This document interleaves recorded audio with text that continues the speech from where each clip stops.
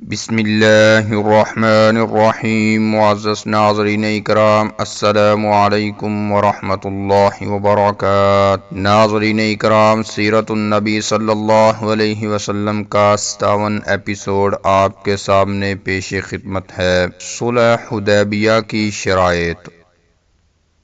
مکہ میں کافروں کو بیعت کا حال معلوم ہوا تو وہ بہت ڈرے۔ سب نے کہا اب صلح کر لی جائے، خیر اسی میں ہے ورنہ بڑی تباہی ہوگی۔ چنانچہ کافروں میں ایک شخص تھا، سہیل بن عمر۔ یہ سوجھ بوجھ اور ہوشیاری میں مشہور تھا، بہت ہی شاندار مقرر بھی تھا۔ لوگوں نے اسے خطیب قریش کا خطاب دیا تھا۔ فوراً انہوں نے صلح کی بات چیت کے لیے اسی کو دوڑایا۔ سہیل آیا تو اس نے دیکھا مسلمانوں میں دھوم دھام سے جنگ کی تیاریاں ہو رہی ہیں۔ یہ دیکھ کر وہ بہت گھبرایا، چنانچہ لپک کر وہ خدمت اقدس میں حاضر ہوا اور عرض کیا، عثمان زندہ ہیں، قتل نہیں ہوئے، میں آپ کے پاس صلح کی غرض سے آیا ہوں۔ یہاں آپ کے ساتھی جنگی تیاریوں میں مصروف ہیں اور ادھر قریش نے بھی قسم کھائی ہے کہ اس سال آپ کو مکہ آنے نہیں دیں گے۔ میں کچھ شرطیں لے کر آیا ہوں، ان میں ہمارے لیے بھی سلامتی ہے اور آپ کے لیے بھی بہتری ہے۔ اگر آپ انہیں مان لیں تو ایک خوفناک جنگ ٹل جائے گی اور اسی طرح نہ جانے کتنی جانیں بچ جائیں گی، پھر اتنی بڑی نیک نامی کا صحرا بھی آپ کے سر بندھ جائے گا۔ ناظرین اکرام، رسول خدا بولے کیا کیا شرطیں ہیں؟ سہیل نے کہا اس سال آپ طواف کیے بغیر لوٹ جائیں، پھر اگلے سال آئیں اور صرف 3 دن رہ کر چلے جائیں۔ اس کے علاوہ تلوار کے سوا کوئی ہتھیار ساتھ نہ ہو اور تلواریں بھی نیام میں ہوں۔ رسول خدا بولے اور؟ سہیل نے کہا قریش کا کوئی شخص مسلمان ہو کر مدینہ جائے تو اسے واپس کر دیا جائے، اور اگر کوئی مسلمان مدینہ چھوڑ کر مکہ میں آ جائے گا تو ہم اسے واپس نہیں کریں گے۔ یہ سن کر آپ صلی اللہ علیہ وسلم نے آنکھیں بند کر لیں اور کچھ دیر کے لیے بالکل خاموش رہے کہ وحی کے وقت آپ کی یہی حالت ہوتی تھی۔ ادھر مسلمان اس ظالمانہ شرط پر غصہ سے کھول رہے تھے، لیکن وہ ضبط کیے رہے۔ پھر آپ نے آنکھیں کھول لی اور فرمایا اور؟ سہیل بولا 10 سال تک صلح رہے گی، ہر ایک کو امن حاصل ہوگا اور کوئی کسی سے چھیڑ چھاڑ نہیں کرے گا۔ رسول خدا نے فرمایا اور؟ سہیل بولا عرب کا جو قبیلہ جس فریق کے ساتھ چاہے معاہدہ میں شریک ہو جائے، یہ ہیں قریش کی شرطیں۔ بات بگڑنے سے پہلے آپ سوچ لیجئے، لوگوں کو آپ کی تدبیر و حکمت سے بڑی امیدیں ہیں۔ ناظرین اکرام، آپ صلی اللہ علیہ وسلم نے یہ شرطیں منظور کر لیں اور حضرت علی رضی اللہ تعالی عنہ کو حکم دیا کہ صلح نامہ لکھیں۔ مسلمانوں نے یہ دیکھا تو انہیں بہت ناگوار گزرا۔ حضرت عمر رضی اللہ تعالی عنہ پر سب سے زیادہ اثر ہوا، چنانچہ وہ اٹھ کر آپ کے پاس آئے اور عرض کیا، کیا آپ خدا کے رسول نہیں؟ رسول خدا نے فرمایا ہاں ہوں۔ عمر بولے کیا ہم مسلمان نہیں؟ رسول خدا نے فرمایا ہاں ہم مسلمان ہیں۔ عمر بولے کیا وہ مشرک نہیں؟ رسول خدا نے فرمایا ہاں، اس میں کیا شبہ ہے۔ عمر بولے تو ہم دین میں یہ ذلت کیوں گوارا کریں، اس طرح دب کر کیوں صلح کریں؟ اس پر رسول خدا صلی اللہ علیہ وسلم نے فرمایا عمر، میں خدا کا رسول اور بندہ ہوں، یہ اسی کا فیصلہ ہے، وہ مجھے ہرگز ضائع نہیں کرے گا۔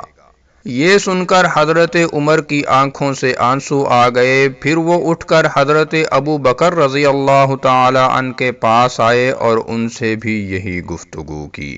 حضرت ابو بکر نے بھی یہی فرمایا، آپ خدا کے رسول ہیں، جو کچھ کرتے ہیں خدا کے حکم سے کرتے ہیں۔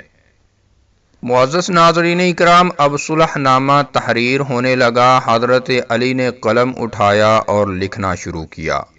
حضور صلی اللہ علیہ وسلم نے فرمایا لکھو بسم اللہ الرحمن الرحیم۔ سہیل نے کہا ہم میں بسم اللہ الرحمن الرحیم لکھنے کا رواج نہیں، ہم اس سے ناواقف ہیں، بسمک اللہم لکھا جائے۔ آپ نے منظور فرمایا اور حضرت علی کو لکھنے کا حکم دیا، پھر آپ نے فرمایا لکھو یہ وہ شرطیں ہیں جن پر اللہ کے رسول محمد نے سہیل بن عمر سے صلح کی۔ سہیل نے فوراً حضرت علی کا ہاتھ پکڑ لیا اور کہا ایسا نہ کیجیے، اگر قریش آپ کو رسول ہی مانتے تو جھگڑا کس بات کا تھا، آپ صرف اپنا اور اپنے باپ کا نام لکھوائیں۔ حضور صلی اللہ علیہ وسلم نے فرمایا اگرچہ تم نہیں مانتے لیکن خدا کی قسم میں اللہ کا رسول ہوں۔ پھر حضرت علی سے فرمایا لکھو یہ وہ شرطیں ہیں جن پر محمد بن عبداللہ نے سہیل بن عمر سے صلح کی۔ پھر صلح کی شرطیں لکھی گئیں اور دونوں طرف کے کچھ آدمیوں نے اس پر دستخط کیے۔ یہ معاہدہ حدیبیہ کے مقام پر لکھا گیا، اسی لیے صلح حدیبیہ کے نام سے مشہور ہوا۔ ناظرین اکرام، ٹھیک اس وقت جب معاہدہ لکھا جا رہا تھا ایک شخص بیڑیوں میں گھسٹتا ہوا آیا اور مسلمانوں کے سامنے گر پڑا۔ حالت اس بیچارے کی دیکھی نہ جاتی تھی، چہرہ اس شخص کا کیا تھا، مظلوموں کی ایک دلدوز تصویر تھی۔ یہ مظلوم قریش کا آدمی تھا اور اسی سہیل بن عمر کا بیٹا تھا اور ابو جندل اس کا نام تھا۔